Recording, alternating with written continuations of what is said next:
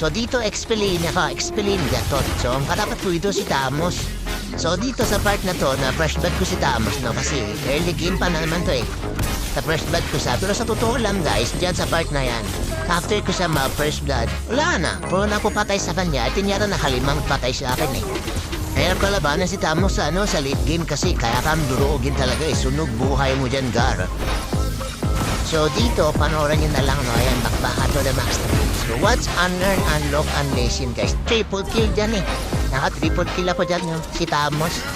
Sunog, bang!